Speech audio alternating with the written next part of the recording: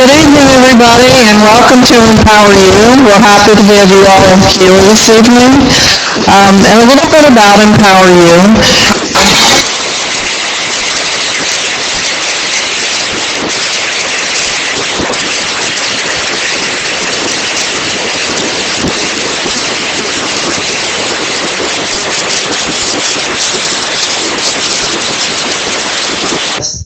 Most of our classes are online. So we ask, later on we'll have time for questions. We ask when you have a question, you raise your hand so we can give you the microphone so the people online can hear also. And we also have business classes on Wednesdays. This is our second year to offer business classes. There is a $10 charge for those. And we're having a great one next Wednesday, which someone will talk about more later, but it's really going to be an interesting one. And we are a free university except for the business classes, so we do ask for donations.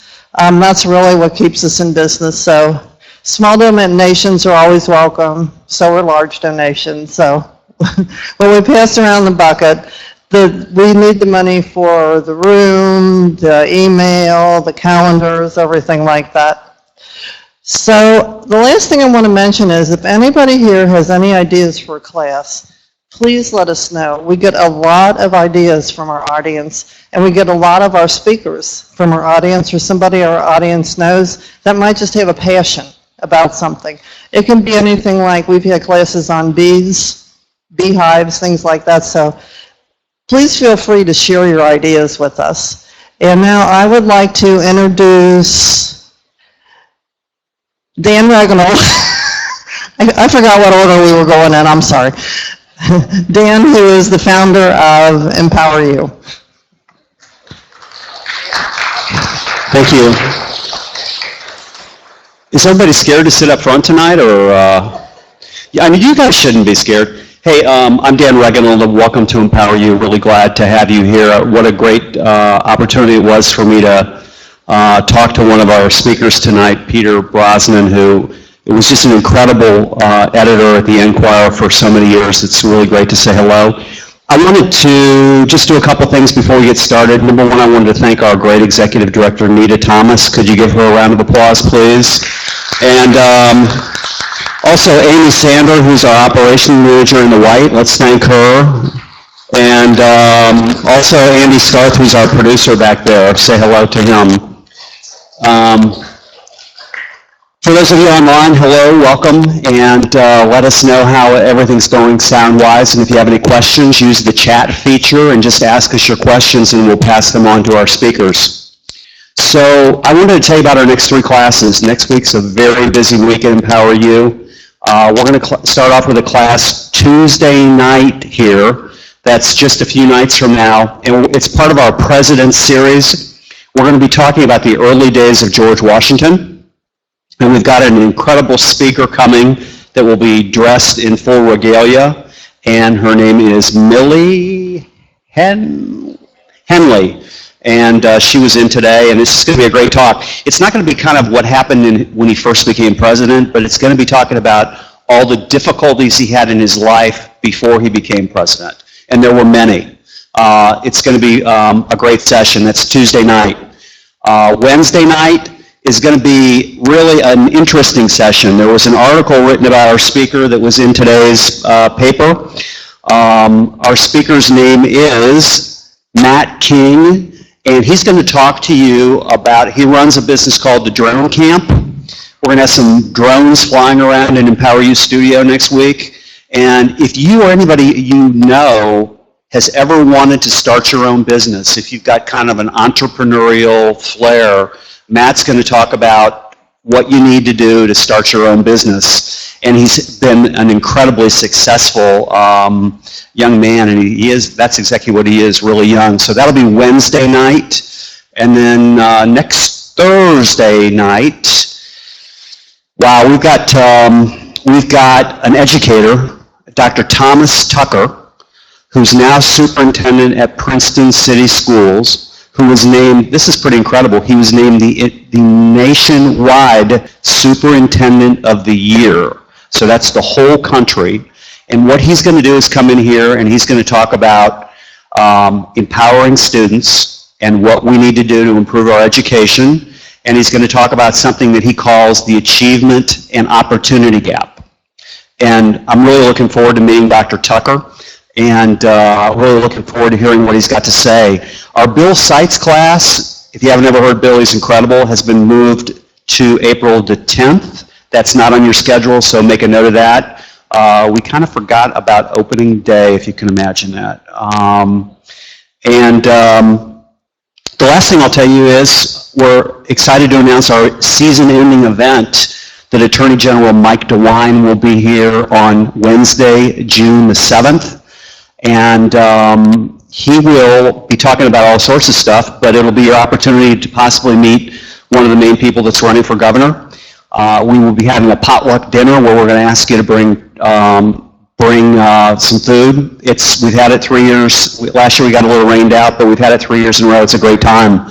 Also, Chris Monzel will be joining us, and hopefully a couple other friends of EmpowerU. So we hope to see you at several of the events. So one of our board members, Betty Overstreet, came up with the idea for this class, and she just was so passionate in telling us about it. It's just great to see it come together. So Betty is going to introduce our guests. Let's give Betty a round of applause.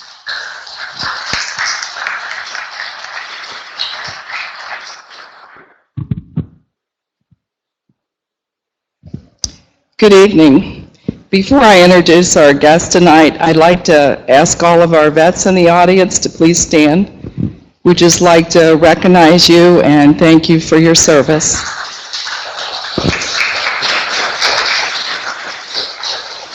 Thank you. Our guests tonight are Peter Bronson and Cheryl Popp. I'm just going to read a little bit of bio on each of them. Peter Bronson grew up in East Lansing, Michigan, and earned his journalism degree from Michigan State University, 1978. He has worked as a reporter, editor, and columnist at newspapers in Michigan, Arizona, and Ohio. Peter was editorial page editor and columnist at the Tucson Citizen and the Cincinnati Enquirer, where he won numerous awards and edited the best editorial pages in Ohio Excellent in Journalism Awards for 4 years in a row.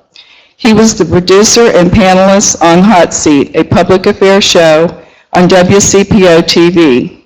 He is the author of For Pete's Sake, a collection of his columns, Behind the Lines, Untold Stories of the Cincinnati Riots, 2006, Legacy of Courage, True Stories of Honor Flight Veterans, 2015, Legacy of Courage 2, New Stories of Honor Flight Veterans, 2016.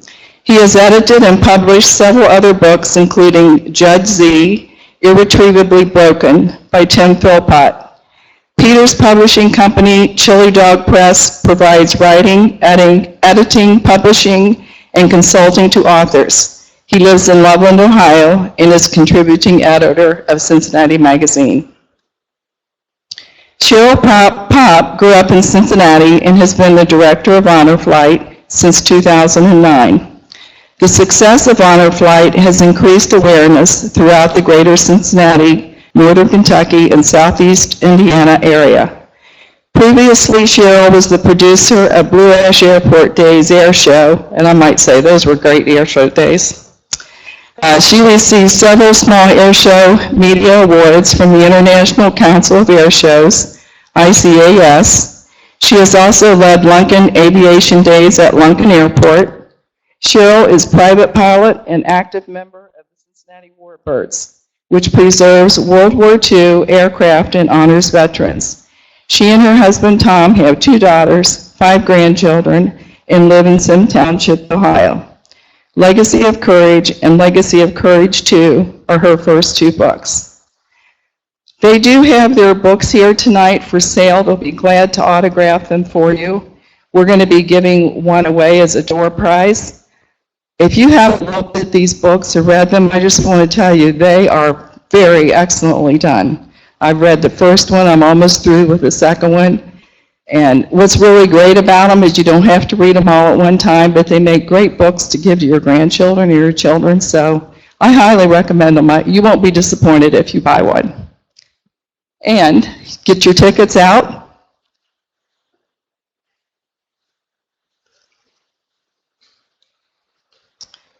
The last three numbers are 713.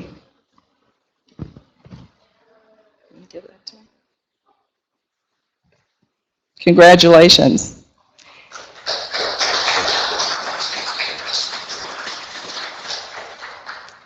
And with that, our first speaker is going to be Peter Bronson. Cheryl will follow after him. Please give them a warm welcome. We can personalize that for you if you're doing it over.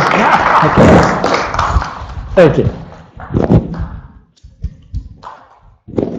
Thank you, and good evening, everybody. It's nice to be here. You know, we had the veterans stand up. I guess if we asked all of those who have veterans in their family to stand, that would be everybody, right? I mean, unfortunately, though, a lot of us have lost that connection to veterans in our family because our military today is volunteer, and it's smaller.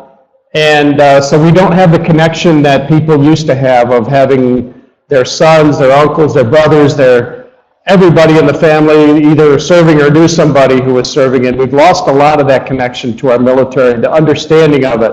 And that's one of the things that I think we try to address in these books, is to bring that back to our readers, to everybody who can share that with their children, their grandchildren, to show them the price of freedom and the sacrifices that have been made so that our country can be safe. So after I left the Enquirer, I was doing all kinds of things. I worked for Cincy Magazine and some other places and published books, but when she called to say, would you work with me on a book about honor flight, I jumped at it. It was my chance to honor the people, the veterans who have done so much for us. And along the way, I was really fortunate to meet some amazing people who are veterans, who have done so much and had really wonderful stories to tell. And I'd like to share a few of those with you tonight. Let me introduce you to the people who made our freedom possible. These are some stories from Legacy of Courage 2 and Legacy of Courage 1. In Legacy of Courage 2, we tell the story of the first all-women's honor flight in the United States. And on that flight, we had nurses, waves, WASPs, and women Marines. Now, until we got working on this book, I had no idea that there were women Marines going all the way back to World War II. And that they don't have a special name because the commander of the Marine Corps said at the time, if you're a Marine, you're a Marine. Once a Marine, always a Marine. So women Marines are simply women Marines, and we got to meet some of them. One of the people, a veteran that we interviewed, was Mildred Barhorst. When she got news that her fiancé was killed in action when his ship was sunk at the Normandy invasion, she enlisted in the Women's Army Corps. She said, I couldn't join the Navy, I couldn't stand being around sailors, I would look at them and think of him. She never married and stayed faithful to her true lover, Norbert. A few years ago, a member of his family researched his service and tracked down Mildred. They adopted her as part of their family, and she goes to their reunions and spends time with them now. And she said, the kids now call me Aunt Mildred because that's what I would have been. Another one we interviewed, and her story is in the book, is Nadine Nagel. You may have heard of Amelia Earhart, but have you heard, and maybe you've heard of Jackie Cochran, but how about Nadine Nagel? Cochran was one of the greatest women in aviation history whose records for speed, distance, and altitude made her the best female pilot in America. In 1934, she was the first woman to compete in an air race. In 1937, she set the national speed record for a woman. When America went to war in 1941, she proposed and founded the Women's Air Force Service pilots, known as the WASPs, and became its director, training hundreds of women pilots at Avenger Field in Sweetwater, Texas. One of those pilots was from Ohio. Her name was Nadine Nagel. She is now 97 and only recently gave up flying. In fact, she said she would love to pilot one of those World War II fighter planes again. That was her job. She would ferry the fighter planes from the factories to the training fields where the young men would train in them, and that spared more men who could go and fly planes in action and combat in Europe and in the Pacific. Well, there at Avenger Field, that was an entirely female base. And the male pilots were banned from landing there except in emergencies. But during the first month, there were more than 100 emergencies as those men landed so they could check out the women. Let me introduce you also to James Peewee Martin. He was the smallest guy in the 101st Airborne Division at 106 pounds when he went into the Army. He jumped out of a perfectly good airplane over Normandy on D-Day, right over hundreds of German soldiers who were shooting at him. Here's how he described that in a letter to his mother and father. He's a pretty good writer. A dark shape loomed below us, and everyone strained to get his first glimpse of France. We sped across, this is a little bit too close, I think. I'm going to move it down a little. A dark shape loomed before us, and everyone strained to get his first glimpse of France. We sped across orchards, hedges, and recently inundated areas.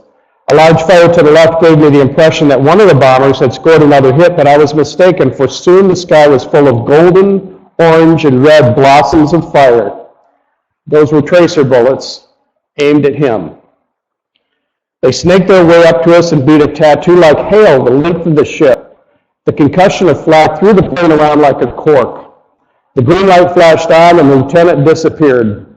The next man fell down and I waited while he crawled to the door and dove out. Then I stepped out to meet a ladder of flak and tracers. Thank God I missed all the rungs on the way down.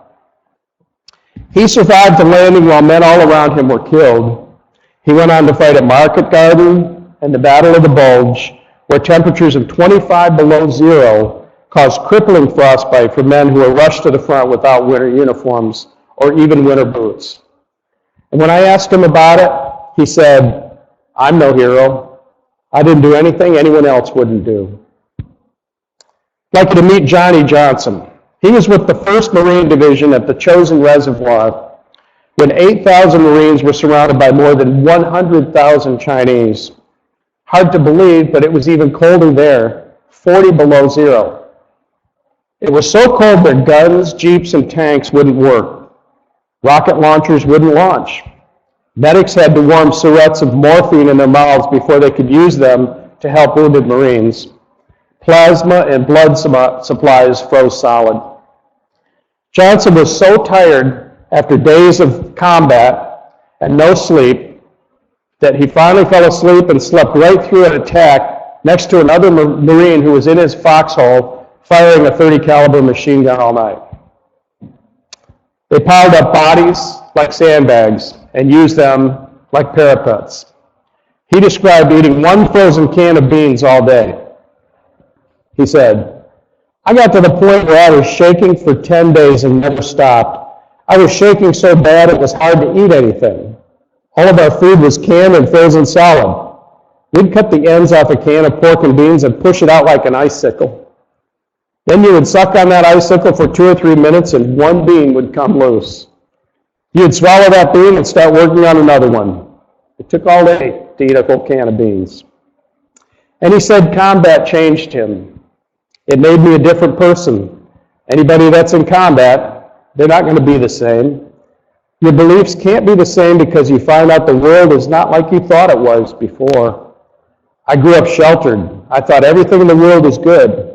Now I know it isn't, and that makes a difference." And there's another gentleman I met who has become a friend. I'm a great admirer of his. His name is Ed Burke. Even after 70 years, he struggles to get the words out when he tries to describe what happened at Omaha Beach during the D-Day invasion. He says, "I still sort of break up when I talk about that. I get emotional." In fact, he can't talk about it. He was the commander of a tank destroyer battalion, but unlike so many veterans who were haunted by nightmares, he came home and never lost a wink of sleep. "I had no problem whatsoever," he said. "I was so overjoyed to get home in one piece. The only thing that kept me going was prayer. There are no atheists in foxholes or in tank destroyers. Prayer was the only thing that brought me home. My future wife, Betty Lou Hedapole, was praying for me." He fought at D-Day, St. Lo, and the Battle of the Bulge. He was awarded the Silver Star, a Bronze Star, the French Croix de Guerre, and the French Legion of Honor, along with other medals and combat badges that fill an entire case over his fireplace. It's quite an impressive sight. When he came home as a major in 1946, he finished law school on the GI Bill and practiced real estate law in Cincinnati until he was 87. He raised 5 children who had 25 grandchildren, including a grandson who won the 2016 Houston Open on the PGA Tour, who is a UC grad, Jim Herman. You may have heard of him if you're a golf fan. Another World War II veteran who flew a torpedo bomber off the USS Hornet said something that was typical. It kind of summarizes what I heard from so many veterans when we interviewed them for the books. He said, "My high school record was not something to brag about, but when I got home, I went back to school and finished my master's, then my doctorate. I got all A's. My experience in the Navy changed everything." He was determined to do the best that he could for the guys who did not come home, so he could seize the chances they never had.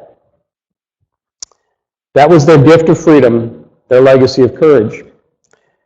As we walked through the headstones at Arlington together on an honor flight, one of the veterans told me, "Nobody wants to pass the torch anymore these days." That's what these books are all about. Passing the torch, preserving the stories before it's too late, honoring American heroes who are a national treasure, telling the true story from people who lived it before the revisionists distort it. And believe me, that is happening. Let's take the example of the atomic bomb. Every year on the anniversary in August, we see stories in the press about how wrong we were to drop the bomb on the Japanese. A Smithsonian exhibit of the atomic bomb was canceled under public protest because it made America look like a nation of war criminals. These are your revisionists at work with your tax dollars. But that's nonsense. We researched the records, including the agonizing decision by President Truman and his Secretary of War, Henry Stimson. And what we learned is that the bombing of Hiroshima was an act of humanitarian mercy. Hard to believe, right? Well, listen to this. Far more civilians were killed by conventional incendiary bombings. 100,000 were killed by incendiary bombs in Tokyo alone, and yet the Japanese refused to surrender.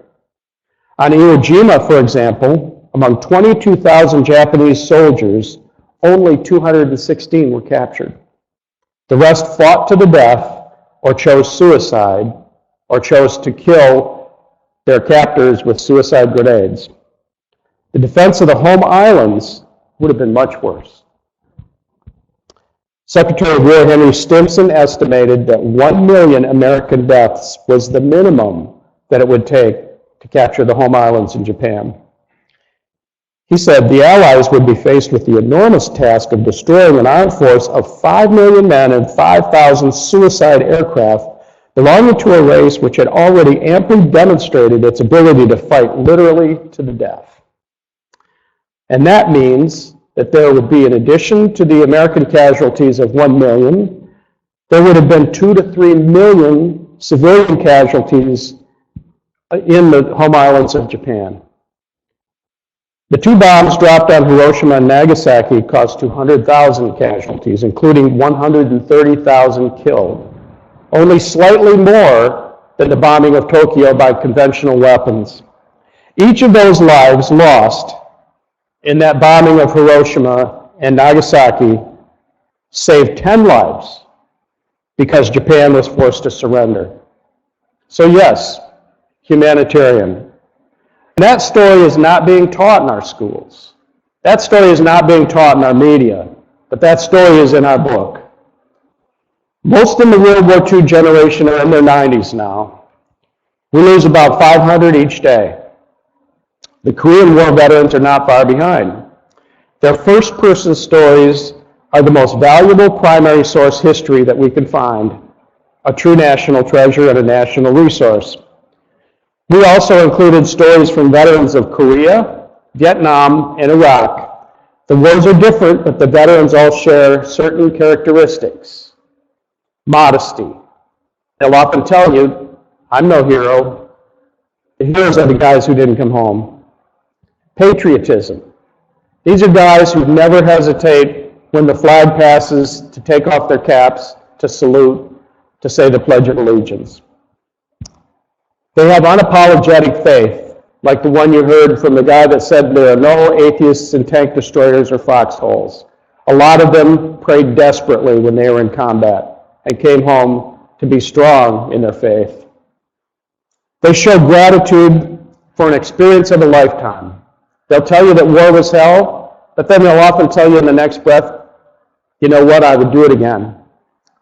It was the experience of a lifetime. One of the pilots who flew a B-17 to Italy said he was 19 years old and somebody handed him the keys to this brand new aircraft made by Boeing and said, go fly it over there and go to war. 19 years old, can you imagine?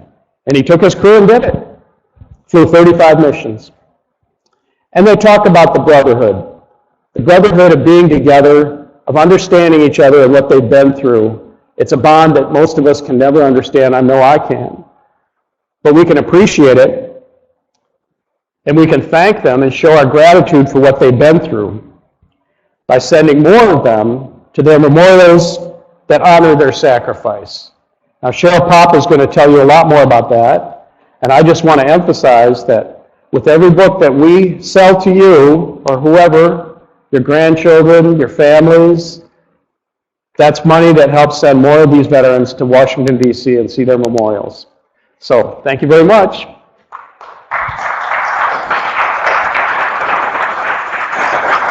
Listen, we're going to film that. Are we doing a video? Yeah.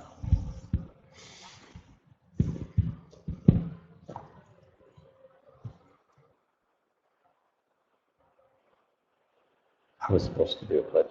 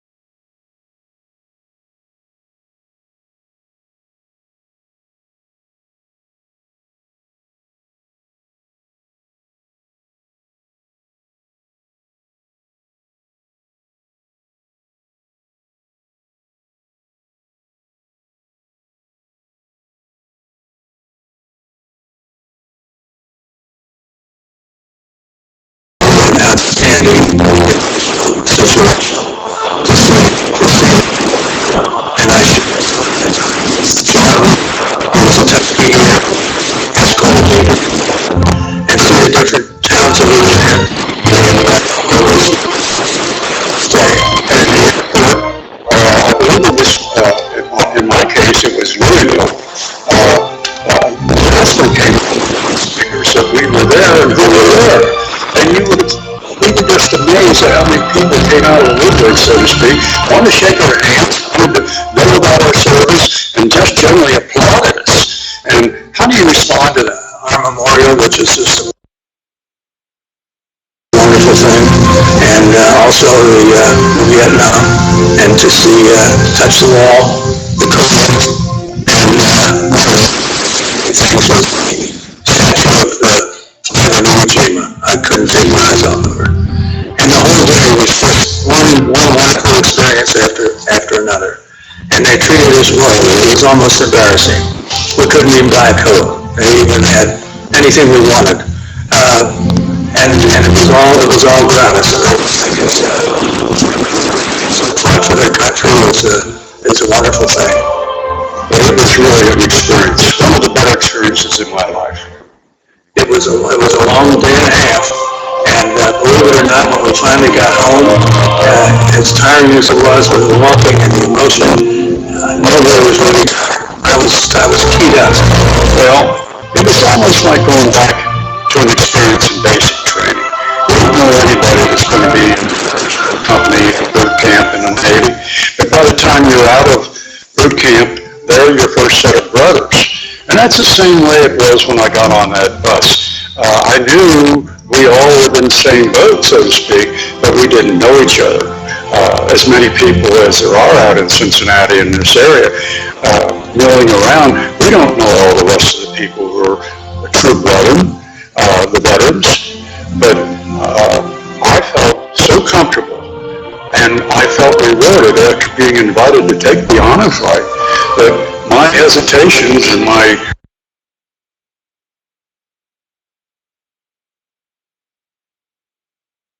reluctance to be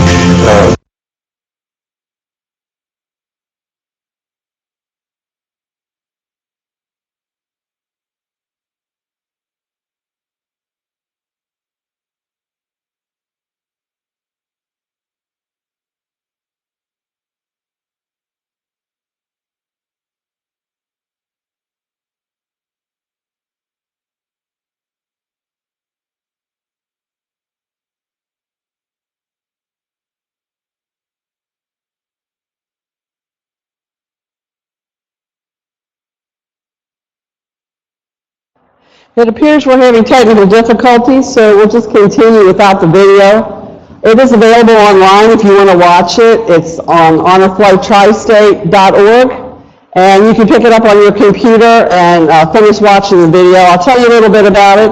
These two gentlemen went on a flight with us early on, and like they said, that we used to fly out of Louisville, and now we have raised enough money to actually fly out of Greater Cincinnati Airport on charters. So their experience is quite different from the ones that the gentlemen and the ladies have now. But they were just terrific vets, and the film was actually made at the Tri-State Railroad Museum. Quality's a lot better than that on your computer.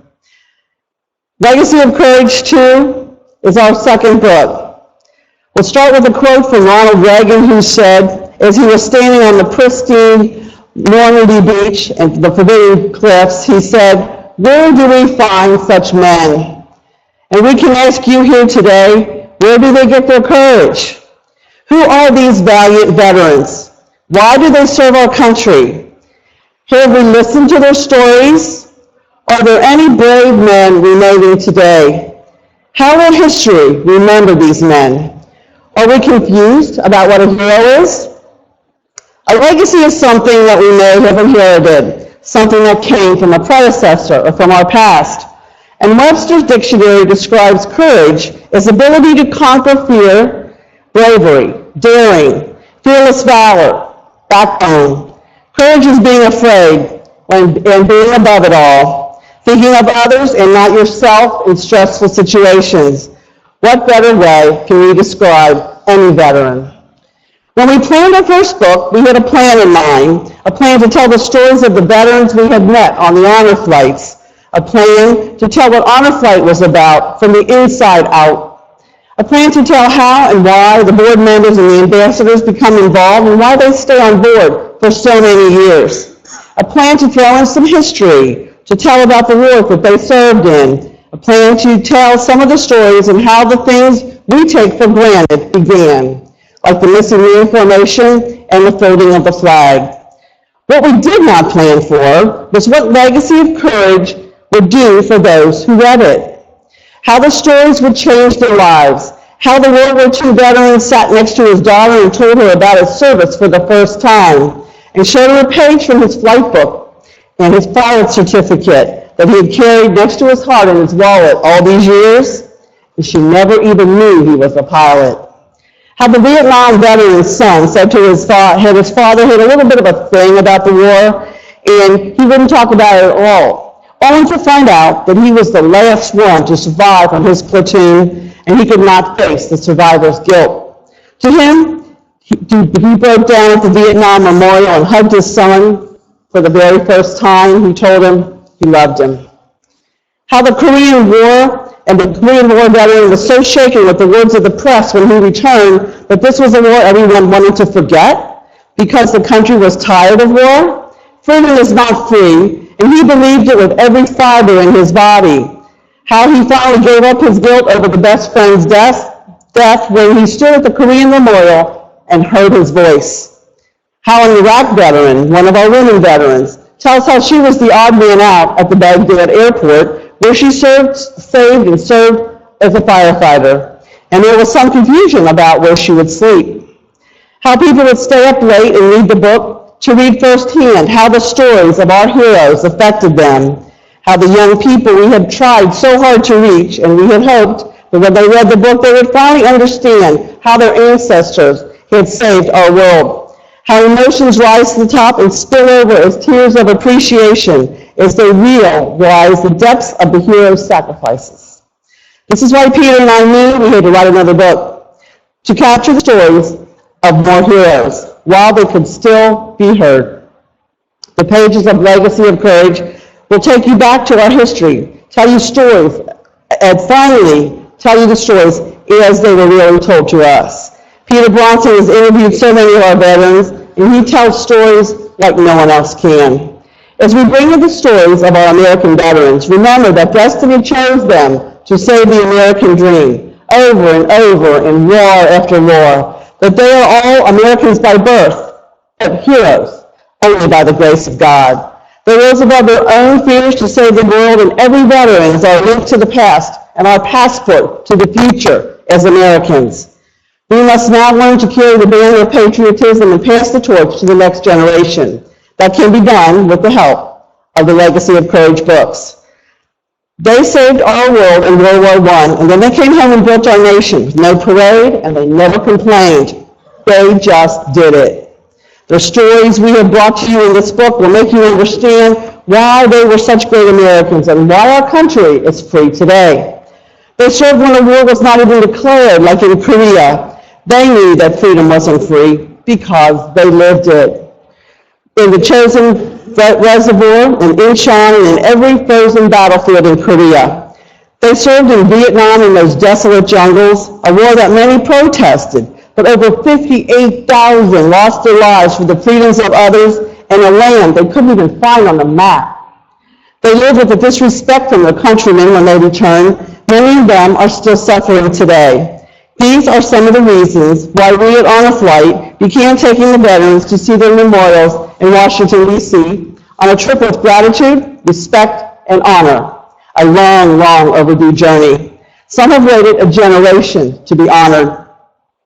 On a Flight was the magnificent idea of an Air Force captain retired, Earl Morris, who is now a physician's assistant at the VA. After the World War II Memorial was opened in 2004, he began asking his patients if they were looking forward to seeing the memorial, finally completed on the National Mall in their honor, over 60 years after they served. He was taken aback when they told him with tears in their eyes that they could never go. They would never see their memorial because they could not travel alone anymore, how they did not have the money, how their wife was sick or their families wouldn't take them. So many reasons. So he began taking them one by one in his private plane and very quickly realized that he could never keep up with the demand. He could never take as many veterans as he wanted. He then asked his flying club at Wright-Patterson Air Force Base to help, but that had problems too. Too many vets, too few planes. So he went commercial and began taking them on the Southwest Senior Discount ticket from Dayton on a one-day trip. On the Flight Tri-State joined this national effort shortly thereafter by flying veterans from the Tri-States, and we have been doing it for 11 years. We have taken over 4,500 veterans to see their memorials on this free trip. With the advancing age of the World War II veterans, we decided to start taking Korea and Vietnam veterans over the age of 65 because they were veterans too. And no one had ever taken them to Washington, and many had never seen their memorials either. We realized that our mission was not over yet. We hope that their honor flight will begin a dialogue of healing at long last to verify their life of accomplishment and their military service. A final thank you from a grateful nation. The legacy of two, their stories will be preserved forever. Peter and I ask ourselves, Who will tell these stories if we don't? Some of them had lives stopped in time and never recovered. Some tell their stories now, and at long last, every single one of them will tell you in their own voice, just captured in time in these books. We feel that the preservation of these stories is critical to our history. We cannot forget their sacrifices, and when the stories are told in their own words, they can never be misrepresented. This is our American legacy, the freedoms they won for all of us. I know you will enjoy our virtual trip and the Honor Flight log. Come along with us as we tell you about every touching moment on an actual Honor Flight trip. We have featured the dramatic stories of the special veterans who we meet on all of these honor flights. They do not expect to become heroes, but this is our mission. We tell the story of John Delavoye, who came to this country as a child from Luxembourg as an immigrant, and after a distinguished military career, became one of the interrogators at Nuremberg. After the war, he was actually in Nuremberg, and because he spoke fluent German, he made his mark on our American history. We tell the story of Cheryl Bonfield, whose family got the painful letter that their son was missing in action, only to find out that he was a prisoner of war. He had lost 45 pounds in 4 months in a German POW camp, Stalag 5A. His family hardly recognized him when he came home. He was so brave. We tell the stories of the Korean veterans who served in the killing cold, a cold that crept up on them even in their sleep, a cold that made their beards a tangle of ice and numbed their feet and fingers as they fumbled to reload weapons in shallow foxholes, how they had scraped the foxholes out of frozen and granite-hard ground, a cold so harsh that they had to start their vehicles every hour so that the oil would not turn the engines into sludge. When the Chinese poured over the hills like water and the high winds of the Manchurian wind tunnel only added to their agony to the soldiers and the Marines who had rushed into battle without adequate winter uniforms, the relentless cold. Talk to a Korean veteran, he will tell you every time they were never warm and never dry. Oh, the relentless cold. They told them that the reinforcements were coming and they would be home by Christmas. They really wish they would be home by Christmas. We tell the stories of the Vietnam veterans who can still tell every single detail of the battle, how the VC are very much like the terrorists of today. You couldn't tell who was friend and who was the enemy. How they could always count on their buddies and no one knew who would be killed next. How they knew the war was being protested, but they didn't have time to worry about it. They were trying too hard to stay alive. We tell the stories of the massive B-36 bomber pilot, which was flown by pilot Bill Haynes, a plane so huge that a B-17 could be parked under its wings. Bill told us piloting was kind of like sitting on your front porch and flying your house around. We tell the stories of women in war, how they volunteered to be part of the greatest war effort ever known to man, how their jobs, both stateside and overseas, affected the outcome of the freedom of our world, how they joined the Wasps, the Waves, the Spars, and back home how they stepped up as Rosie the Riveters and the USO. They told us of their time in the Pacific in war uniforms, how they had to roll up their pants legs of the men's uniforms so they wouldn't get them caught in the plane rudders, how they had to do their wash in their helmets, and this is why, and the thing that is so sad about the women in the war is they were not even considered veterans until 1977, and that literally took an act of Congress. These brave women began a military heritage that the younger women now can build on, the ones they met on their honor flight. The Guardians were all veterans on this flight too.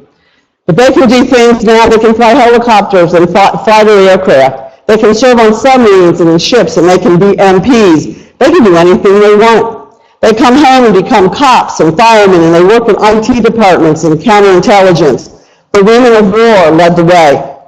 Over 150 women were overwhelmed with the honor and gratitude of the American public as they boarded the first ever all-women's honor flight from Cincinnati. You can read about these women in Legacy of Courage. We go on to tell the special stories, often missed in our history books. How history was made. Stories of the Tuskegee Airmen and the Merchant Marine. The atomic bomb, why was it dropped? And what was the feeling at the time? Now, the way they are telling, not the way they are telling the story today. Peter takes us on a history lesson never to be forgotten. The MASH units and the Red Cross, the USO unfolding the flag. We also show you a sampling of the beautiful thank you notes we get back from the veterans and their families. They are thanking us, while we should be thanking them.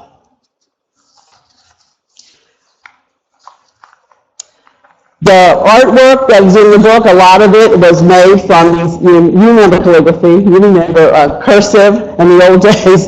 Well, these letters are so beautiful, you can't believe it. We finish up the book with a fitting tribute to the board members and the ambassadors who make every flight happen. The Passing of the Torch chapter will introduce you to all of them. We finish with a quote, "America's spirit of selfless service lives on."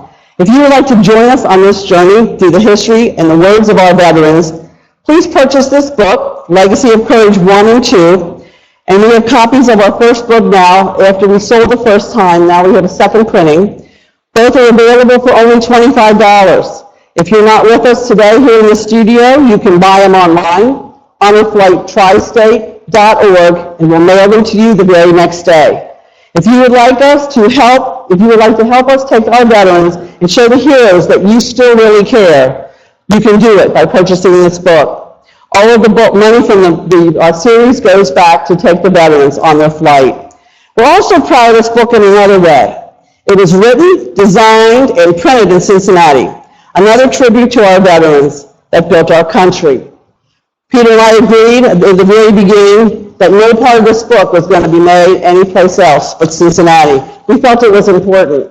Those men and women came back and built our country, and we weren't going to have any other publisher from any other country be any part of these Legacy of Courage books.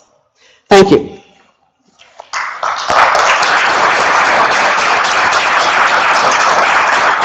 Does anybody have any questions about Honor Flight or the Legacy of Courage series? Okay. If you don't have any, then what we'd like to do now is finish out this presentation with something that we do every morning of every flight. I'd like to introduce Tom Popp, and he's going to tell us something about the flag that I don't think you ever do.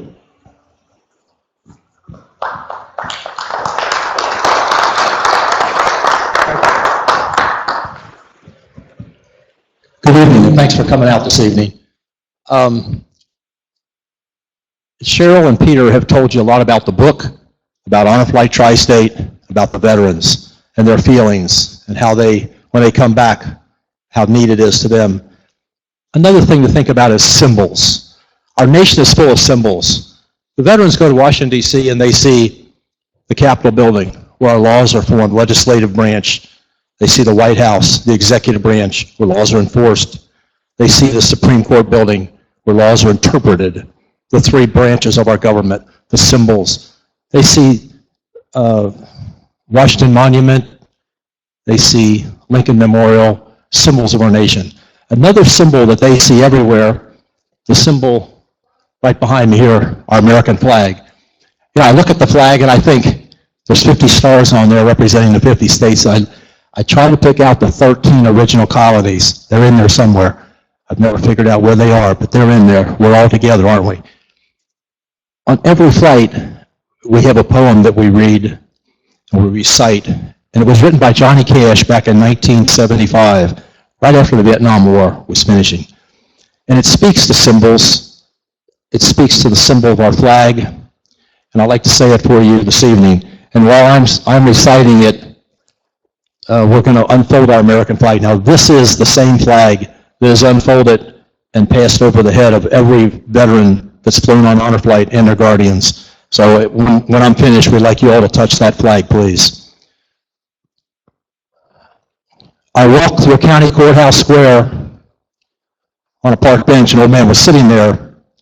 I said, "Your old courthouse is kind of run down."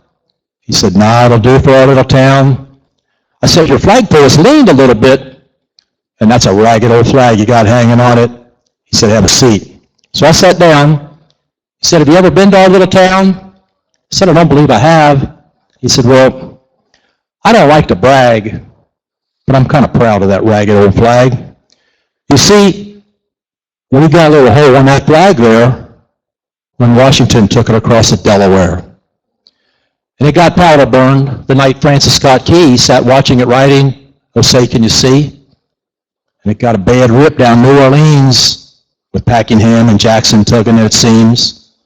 And she almost fell at the Alamo beside the Texas flag, but she waved on, though. She got cut with a sword at Chancellorsville, and she got cut again at Shiloh Hill. There was Robert E. Lee, Beauregard, and Bragg. The south wind blew hard on that ragged old flag. On Flanders Field in World War I, she got a big hit from a Bertha gun. She turned blood red in World War II. She hung limp and low a time or two. She was in Korea and Vietnam. She went where she was sent by her Uncle Sam. She has waved from our ships upon the briny foam, and now they've about quit waving her back here at home. In her own good land, she's been abused. She's been burned, dishonored, denied, and refused, and the government for which she stands is scandalized throughout the land. And she's getting threadbare and a little thin, but she's in good shape for the shape she's in because she's been through that fire before, and I believe she can take a whole lot more. So we raise her up every morning, and we take her down slowly every night.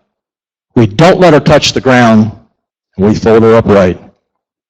On second thought, I do like to brag because I'm mighty proud of that ragged old flag. Thank you. At this time, they'll fold the flag.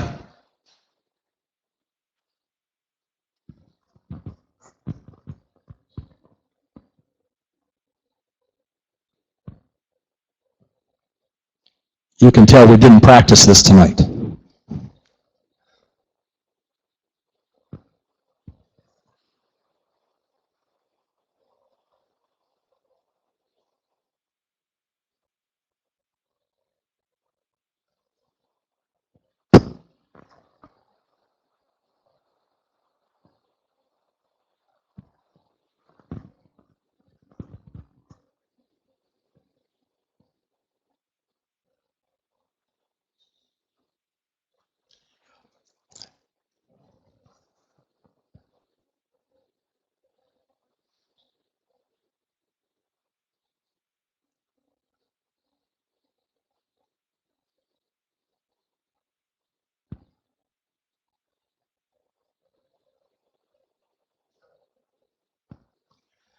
Now I'd like to ask the folks that are sitting to the outside, please come to the center of the aisle, towards the middle. What we're going to ask you to do is touch our old ragged old flag.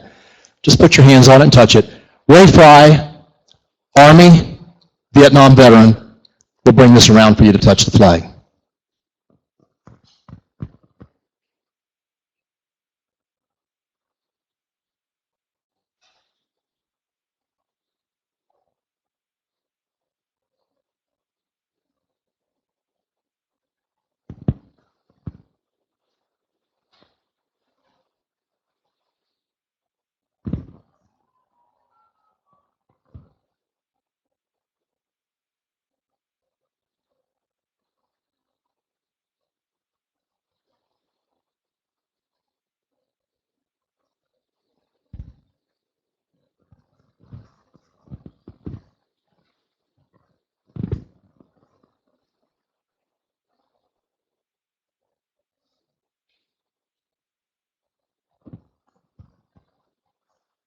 Now that everybody's had an opportunity to touch our flag, I'd like to explain another thing about the book. Book 1 and Book 2 have a few blank pages in there. We put those blank pages in there on purpose. A lot of books you'll see they'll have blanks in the front or back just because of a count that the printer had to run. We didn't do that. We put blank pages in there with fine lines over them. And what we ask the veterans to do is to get books for their family. Not the veterans necessarily, but their sons and daughters and their kids, to buy a book for every child in the family or grandchild in the family, whatever is appropriate for your family. 2 books. We've got 5 grandchildren, 1 for each kid. Write the legacy, the veterans' legacy in the book. You know, like, and I'm not trying to elevate the legacy of courage to this level, but you know, in a Bible, you write marriages, births, marriages, and deaths, and you carry it on generation to generation to generation. That was our thought and our dream in this book, that a family story could be told in the book. You can write it on a yellow pad of paper, and eventually it'll get pitched when the house is cleaned out, and you know how that works in families.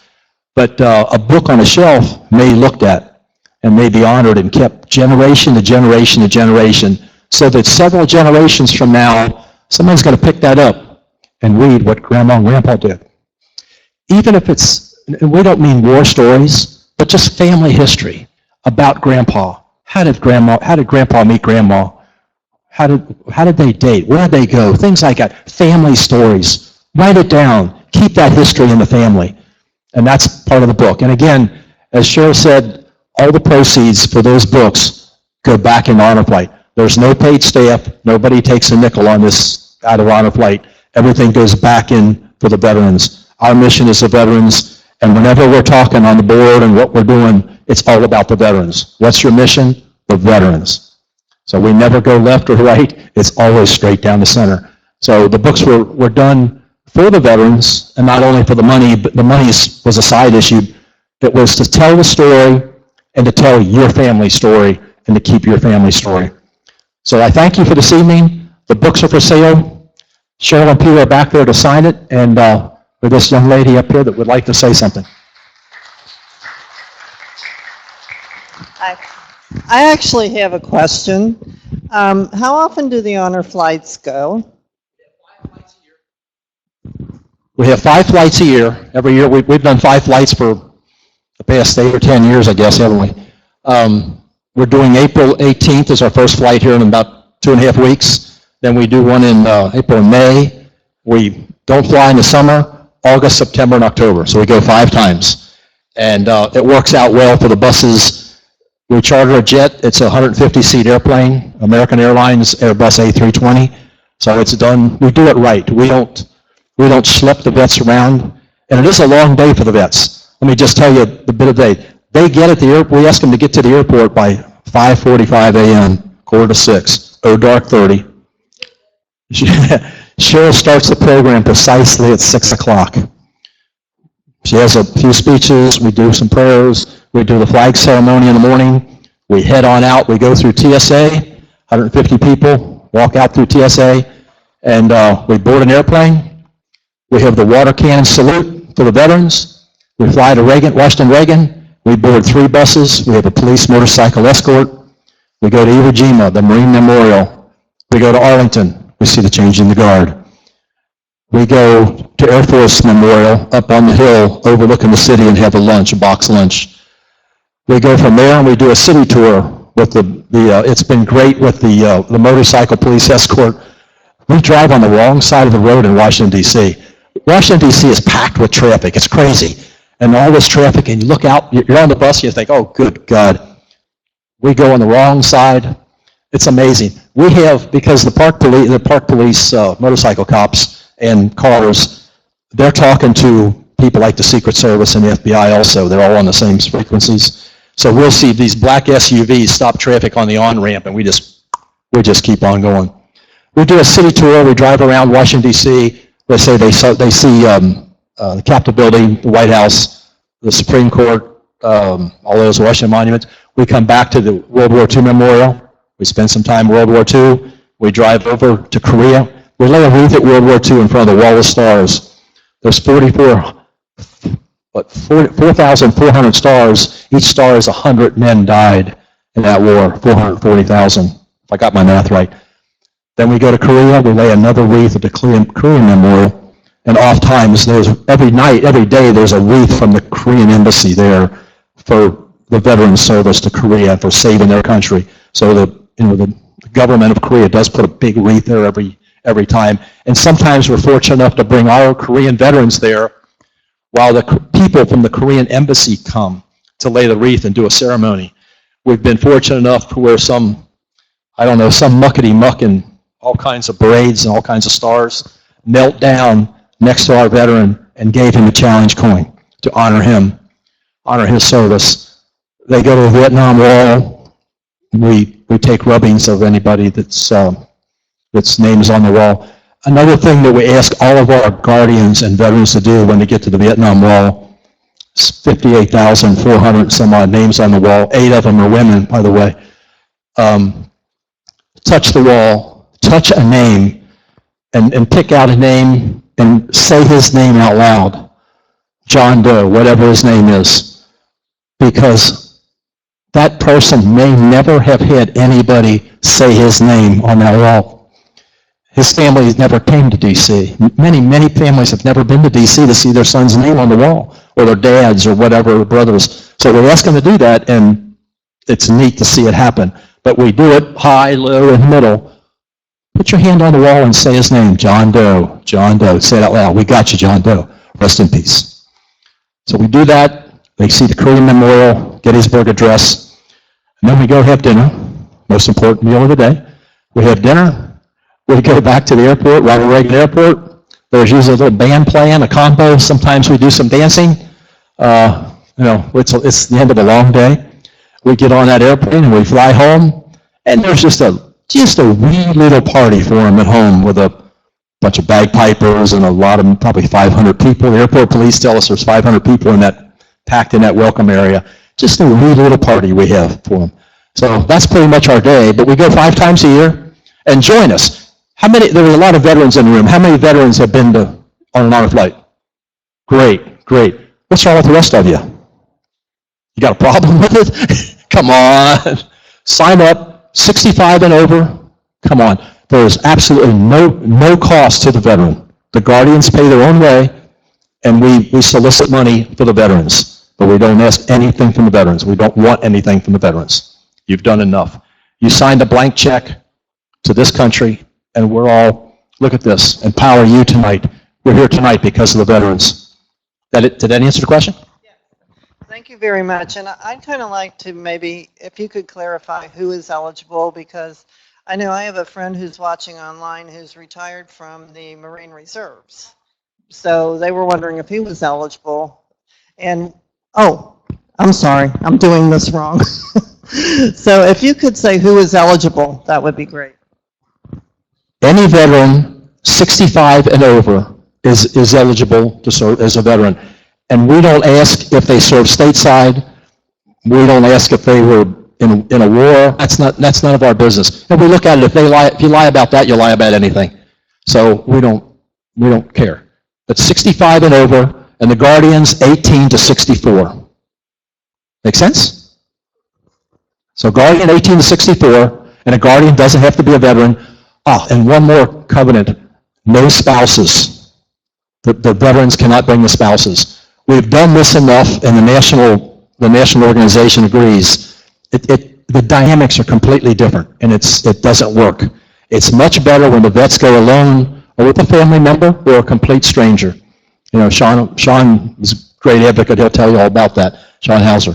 But it's much better. The personal dynamics are much better, and we watch that after 55 flights, or 4,400 people, 4,500 people.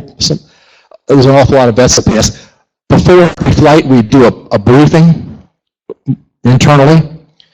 After the flight, we do a debrief, and we're all looking. There's usually 4 or 5 members of the board of directors on the flight, and we debrief the flight. Anything we see that we can change and make better, we do that. So it's important for us to have constant and never-ending improvement. We don't rest on our laurels. We like to get better every time. We have 3 medics on the trip. We have 3 buses. There's 1 medic on each bus. Each medic has a folder with a brief, a little medical history of everybody on the bus, and mine, everybody. So if something were to happen to us, they flip it, and they're completely self-contained. They've got a daggone emergency room in their backpack. And thank God that they do. We've been very lucky. Knock on wood, we haven't had any major things happen, and cuts and scrapes, things like that. But we're very lucky. But the trip is an awesome trip. The guys are just having a blast on the bus. As I said, we have 3 buses. We have Cheryl's bus in the front, the red bus. I'm in the yellow bus. We have another lady, Donna, in the blue bus in the back. Cheryl's very administrative bus, and everything's very strict and orderly on her bus. She's out in front, and she sees what's going on. I'm in the second bus. The scene never changes if you're behind that, you know? And the bus in the back. So we call ours the fun bus because we don't have any duties, any jobs. We just follow her. Now, she did get lost once going back to the airport. Oh, good God. That was terrible. We're driving along, and you know how big these big tour buses are. I see Ronald Reagan Airport that way, and her bus keeps on going. And they were having some kind of discussion or argument and, you know, going like this. And there they go. You know where we went? We went to Ronald Reagan Airport. I'm not stupid. I'm a pilot. And that should frighten you. So anyway, but that's our trip. There's 3 buses, and we have a blast on the bus. We kid, we joke, we sing, not well, but we sing. You're very lucky that Johnny Cash didn't set this thing to music. He just recited it, so I couldn't sing it tonight. You're very lucky. It'd have hit that door. Any other questions? Come on, you got to have a question. No? Yes, sir.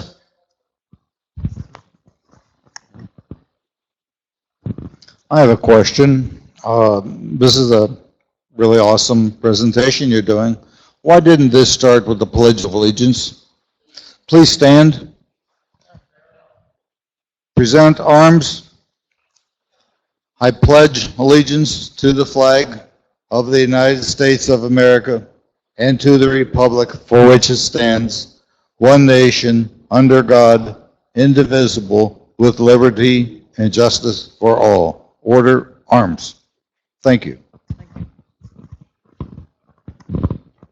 Okay, does anybody else have any more questions? Or, you know, one thing too, maybe you can tell people how to sign up for the flight. Ray just handed me, we've got a new brochure out, and there's one on every seat. You can sign up here. You can I don't know if you can't really sign up there. Okay. You can ask for an application there. You can tell I don't do this part. I ride on bus too, and I just follow her. But if you get on, you take this with you. You can ask for you can sign up here. You can call a hotline. You can get an application, either a veteran or guardian application. Do it online, or if you don't have a computer available to you, you can you can call and get an application mailed to you. And on the back is a donation. Please fill this out and take this one with you. This is you can send in a donation, either mail it in or do it online through PayPal. We appreciate all donations, obviously, because that's how we do this. Okay?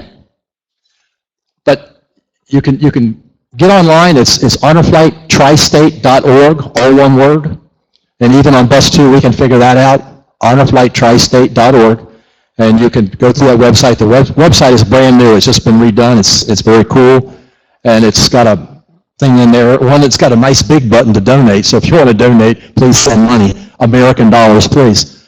But you can click a button for a veteran application or guardian application, fill it out online, hit it, and it comes right into Cheryl, and she'll have it immediately. We do have a waiting list. Don't expect to go like that. We take the older vets first. It's based on age or the birth date. So we think it's only fair to take the older people first. Men or women, doesn't matter. We'd like to get more women, but that's why we did a women's flight. We took all women, and that was an awesome trip. Some great stories out of that. Any other questions? And Cheryl, you've got the book back there for sale. So buy the book. Okay, well, I want to thank everybody tonight. Thank you. And Peter and Cheryl, this has been a wonderful presentation. It's just great. And all the veterans here that haven't been on the honor flight, I urge you to go home and sign up for it. So that's it. Thank you, everybody, for coming out tonight, and have a wonderful evening. Thank you. And buy the book. I do have a question. The wives can't go. Please.